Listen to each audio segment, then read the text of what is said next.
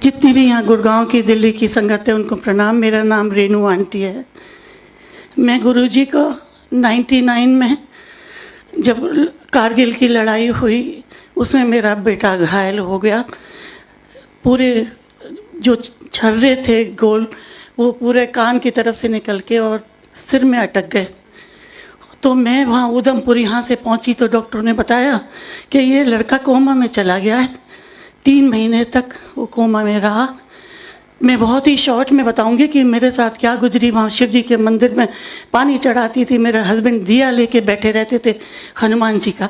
किसी तरह 3 महीने बाद होश आया तो डॉक्टर ने कहा हमें नहीं मालूम है कि इनकी ये आँख से देख पाएगा या पैर से चल पाएगा।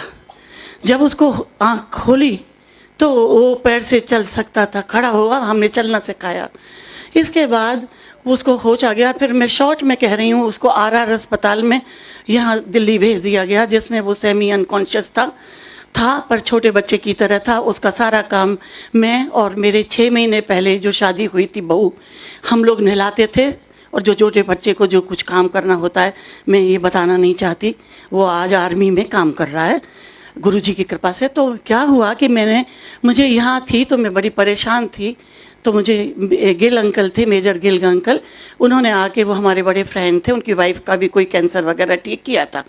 तो उन्होंने बोला कि आप गुरुजी के पास चलो। तो मैं तो शिव भक्त हूँ शुरू से, मेरी फैमिली।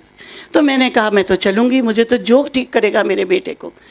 मैं बेटे को लेके गई। बेटे को जब लेके गई तो मैंने कुछ नहीं बताया, गिल अंकल ने ही बताया कि ऐसे ऐसे इसकी गोली लगी थी, इसका हेड इंजरी है और इसको कोई होश नहीं है, बच्चा बन गया है। तो इसके बाद मैंने गुरुजी के पैरों में, चरणों में पैर रख दिए, हाथ जोड़े। तो कहते बच्चे को ला। बच्चे को मैंने बोला गुरुजी से ले, तो उसको थोड़ी मालूम है कि हाथ ऐसे करते हैं। तो मैंने हाथ ऐसे करवाया, उन्होंने लड्डू दिया, इसको खिला दे। उसको खिला दिया। इसके बाद मैं बैठी रही, लंगर प्रसाद किया, बच्चे ने भी किया। फिर मैं आर्मी अस्पताल में उसको छोड़ना था तो गुरुजी ने कहा कल इसको मत लाना, तुम ऐसे ऐसे करके एक तांबे का बर्तन ले आना ढक्कन वाला और कल आ जाना। मैं दूसरे दिन गई और मैं तांबे का बर्तन वो ले गई गुरुजी के पास। मैंने कभी नहीं कहा कि गुरुजी क्या है, जो भी था गिल ने बताया कि ये बच्चा उठ नहीं पा रहा है, इसकी हालत बड़ी ख़राब है। इसके बाद देख सकता था, आँखों से चल सकता था, पर पकड़ पकड़ के चल। इसके बाद मैं गुरुजी के पास गई तो गुरुजी ने बताया, फूंक मारी और वो बर्तन मेरे को दे दिया। मेरी बहू को बोला कि इसको रोज़ मांज के रात को रखो, सारा रात भर दिन भर पानी पिएगा और ये ठीक होता जाएगा। मैं आती रही गुरुजी के थर्सडे पे एम्पायर स्टेट में बैठी रहती थी। मैंने कभी गुरुजी को नहीं ये बोला कि वो ठीक हो रहा है या नहीं है। एक दिन उन्होंने पूछा कि और बेटा दा की हाल है। तो मैंने कहा गुरुजी धीरे धीरे पानी से उसकी याददाश्त आ रही है। वो नहीं पहचानता था, हमको कुछ नहीं मालूम, ABCD ये सब कुछ। मैं ज़्यादा बताना नहीं चाहती क्योंकि बहुत लोगों को ऐसे पता चलेगा तो लोग कहेंगे आर्मी में कि क्या ये बात कह रही हैं, इसलिए ये संगत मैंने नहीं की थी। इसके बाद वो ठीक होते चले गया, सब कुछ पहचानने लगा, थोड़ा कुछ जहाँ बोलते थे ये क्या लिखा है पढ़ने लगा। वो मैं बस शॉर्ट में बता रही हूँ, ये भी एक सीक्रेट है। इसके बाद फिर मेरे को गुरुजी के पास गई तो गुरुजी ने मुझे कहा कि रेनू आंटी ये कार्ड ले और कर्नल को लेके आना, फैमिली को तेरे लिए है। हमने कहा गुरुजी का कोई संगत होगा, तो हम चले गए। तो किसी करोड़ोंपतियों की शादी थी किसी फार्म हाउस पे, जिसका नाम मुझे बिल्कुल नहीं मालूम। ढूंढते ढूंढते हम गए और गुरुजी के पास पहुँचे तो एक दिन बोले अरे आ गई रेनू आंटी, अशोका होटल की मालिक। मैंने कहा नहीं गुरुजी, मैं तो आपकी भक्त हूँ, मैं कहाँ मालिक। कहते वो कर्नल अंकल तो आज मैंने पजामे और कुर्ते में और चप्पल में बुलाया, उसकी बड़ी ईगो है, तेरे में ईगो नहीं है। तो मैंने कहा चप्पल कुर्ते में? मैंने कहा हाँ, मैंने तो गुरुजी उनको बोला था कि पैंट शर्ट पहन लो, हमेशा जाते हो। कहते नहीं गुरुजी क्या, मैं आज कुर्ते पजामे में जाऊँगा और चप्पल में। वो चप्पल के संग ही उन्होंने पूरी शादी में खाना खाया। मेरे को तो कोई दिक्कत नहीं हुई।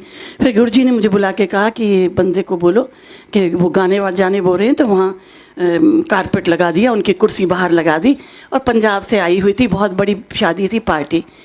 जैसे ही गुरुजी वहाँ बैठे, मैं तो लेफ्ट में जाके मैंने पैर पकड़ लिए मैंने कहा आज मैंने गुरुजी के पैर दबाने हैं।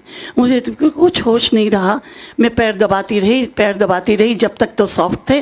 थोड़ी देर में मैंने देखा कि मैं किसी पत्थर को दबा रही हूँ। तो गुरुजी ने मेरी तरफ देख के हंस के बोला कि क्यों रेणु आंटी, थक गई? मैंने कहा नहीं तो गुरुजी, मैं तो नहीं थकी। फिर थोड़ी देर में फिर सॉफ्ट हो गए और मैं दबाती रही। मैं थकी भी थी पर मैंने नहीं बोला गुरुजी को। थोड़ी देर में गुरुजी ने कहा की चांदी है तू? अच्छा, मैं पंजाबी जानती हूँ, मैं पढ़ी हूँ, पर उतना वो नहीं है, बोल नहीं पाती। तो उन्होंने बोला कि की चांदी है? मैंने कहा मैं तो गुरुजी ये चाहती हूँ कि बेटा ठीक हो रहा है। मेरा हस्बैंड नहीं चाहता, मेरा हस्बैंड भी आर्मी में है, मेरा दूसरा बेटा आया हुआ है वो भी आर्मी में है, मेरी बेटी के हस्बैंड भी एयरफोर्स में शॉर्ट चक्र हैं। तो मैं ये चाहती हूँ कि ये बिस्तर में ना लेटा रहे, मतलब ये ऐसा ना रहे कि किसी पे आश्रित रहे, ये नौकरी कर ले।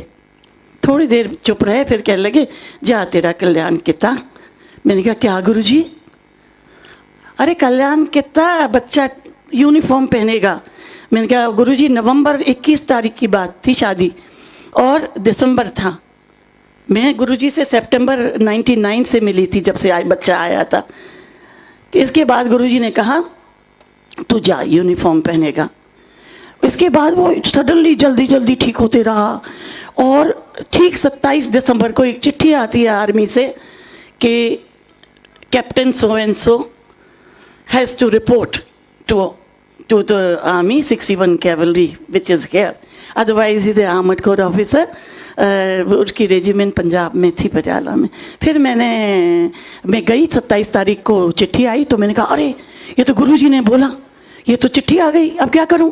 यूनिफॉर्म ढूंढी, क्योंकि जो यूनिफॉर्म उसकी पड़ी थी वो तो खूनों से लथपथ थी, उसके अंदर सारे ब्लड खून था। कोशिश करी छुटाने की पर नहीं छुटे, इतनी ब्लीडिंग उसको हुई थी। वो तो मरा हुआ बिल्कुल आया था।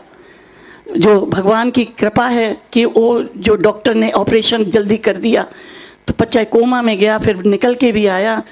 तो फिर मैंने गुरुजी को मैंने कहा, तो गुरुजी पहले तो मैंने कहा गुरुजी किसी chief of the army staff को तो नहीं जानते कहीं, तो यूनिफॉर्म पहनवा दी। फिर मैंने कहा ना गुरुजी तो शिव जी के भक्त हैं, मेरे को तो चक्कर देखती हूँ तो मुझे ऐसे लगता है शिव जी बैठे हैं। इसी वक्त मैंने गुरुजी के पास गई थर्सडे को, मैंने कहा गुरुजी यूनिफॉर्म पहन ली। कहते मुझे तो मालूम था, चंगा कितना उसका ध्यान रखना। मैं वहाँ प्रसाद वगैरह खाया और फिर मैं घर आ गई। फिर मेरे हस्बैंड लग गए, उसको रोज़ ले जाते थे और वहाँ सो जाता था, क्योंकि दवाइयाँ इतनी, उसके छर्रे अभी भी पड़े हुए हैं अंदर, तो उसकी दवाई खाता था तो सो जाता था। उन्होंने कहा आप साइन करवा और उसको घर वापस ले जाओ। उसको घर लाते रहे। इसके बाद फिर मैं गुरुजी के पास गई, फिर मैंने सब बताया, मैं जाती रही। फिर बीच में मैं पटियाला चली गई, उसको ध्यान रखना था, मालिश करनी थी, उसको चलाना था। जो कुछ मालूम था वो मुझे ही मालूम था और किसी को नहीं मालूम था कि ये क्या क्या हो रहा है इसके साथ। और बड़े आर्मी ने हमको बड़ा साथ दिया और वो बिल्कुल ठीक हो गया गुरुजी की कृपा से। और आज वो फुल कर्नल भी बन गया है पहले ही चांस में। और गुरुजी की इतनी कृपा हुई है कि फिर उसके आप देखो कि कहाँ वो चल नहीं सकता था, याददाश्त नहीं, बीमार, सिर में दर्द, ये तकलीफ़ वो तकलीफ़, यूनिफॉर्म में पहन के अपनी रेजिमेंट खूब अच्छी तरह चला। और आज उसके एक 14 साल का बेटा है, एक 7 साल का बेटा है। गुरुजी ने इतनी कृपा की कि मैं बता नहीं सकती कि मेरे पास बहुत सत्संग है जो गुरुजी ने मेरे को क्या से क्या नहीं किया मेरे परिवार के लिए। मैं उनका शुक्राना करने आई हूँ और आपको ये बताने आई हूँ। ये मैंने पहले इसलिए नहीं बताया था कि वो आर्मी में है, बहुत सी चीज़ें सीक्रेट नहीं बताते, जो कि मैंने अपने गुरुजी को मैंने पहले ही 2000 में ही बता दिया था, 2000 की जनवरी में ही बता दिया था। और मैं दुखी हुई जब गुरुजी ने समाधि ली। मैं बहुत मिस करती हूँ गुरुजी को, बहुत मिस करती हूँ, बहुत मिस करती हूँ गुरुजी आपको। मैं फिर से आ जाओ गुरुजी प्लीज़, सबका भला करो, जितनी संगत आई है बहुत प्यार से, सबकी तमन्नाएं पूरी करो, सबकी